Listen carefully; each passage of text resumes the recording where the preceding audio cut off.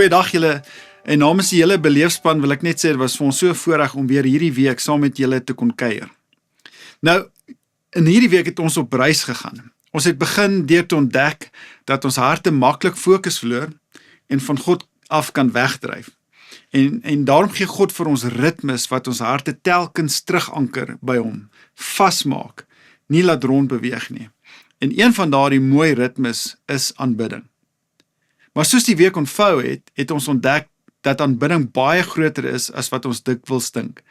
Dit is soveel meer as 'n lied wat ons sing of die musiek wat jy in jou kar aansit. Dit is regtig meer as 'n Sondagoggend. Dit is baie meer as 'n paar minute tydens 'n erediens. Want aanbidding is 'n lewe wat antwoord op God se liefde.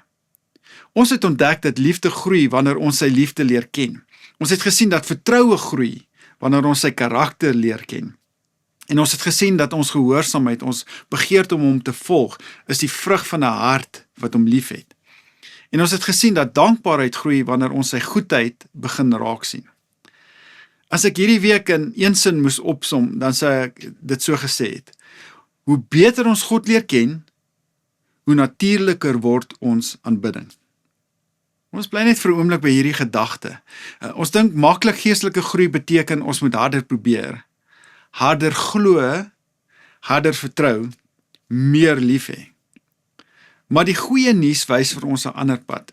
Dit nooi ons telkens uit om Jesus beter te leer ken. Trouwens, dit was Paulus se grootste begeerte. En een van die mooi dinge wat hy skryf hy vir ons daar in Filippense 3 vers 10. Een ding wil ek nou regtig graag hê, en dit is om Jesus te ken. Dit is my so mooi. Paulus vra nie in die eerste plek vir meer moed, meer geloof.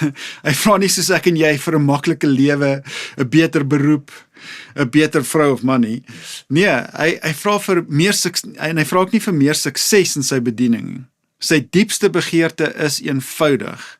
Ek wil Jesus ken. Ek dink Paulus het iets ontdek wat ons maklik vergeet. Alles vloei uit hierdie een verhouding. Hoe beter ons Jesus leer ken, hoe meer groei ons liefde. Hoe beter ek en jy Jesus leer ken, hoe dieper word ons vertroue. En hoe beter ek en jy Jesus leer ken, hoe natuurliker word dit vir ons om sy voorbeeld na te volg. Hoe beter ons Jesus ken, hoe makliker sien ons rede vir dankbaarheid. Aanbidding begin dus nie by iets wat ons vir God bring nie. Aanbidding begin wanneer ons hom leer ken vir wie hy regtig is. En wanneer ons hom al hoe beter leer ken, dan word ons hele lewe 'n antwoord op sy liefde. En dit is aanbidding. Nou terwyl hierdie week tot 'n einde kom, wil ek jou met hierdie vraag los. Is dit ook jou diepste begeerte om Jesus al hoe beter te leer ken? Want ek glo regtig dit is waar alles begin.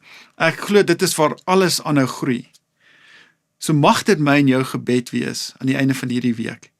Here, meer as enige iets anders, wil ek U ken. Wat kan jy hierdie week doelbewus doen om Jesus beter te leer ken? Nie omdat jy iets wil verdien nie, maar omdat verhouding met hom regtig vir jou belangrik is en jy besef dit is die bron van jou aanbidding. Kom ons bid saam.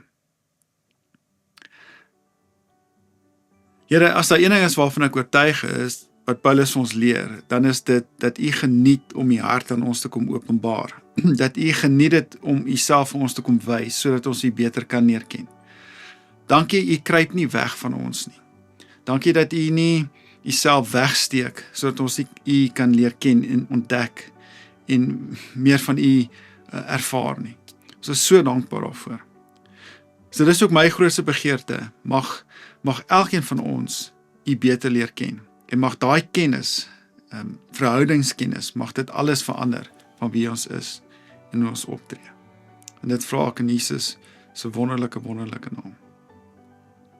Nou, ons sien uit om môre saam met julle verder te kuier in die erediens.